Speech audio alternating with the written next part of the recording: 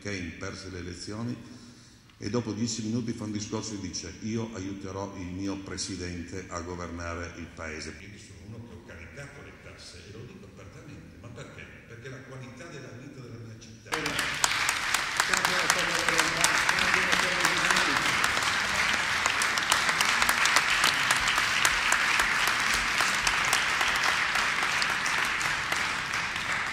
Ecco, io voglio che questa capacità delle volontà, dell'idealità, della tradizione si porti dentro.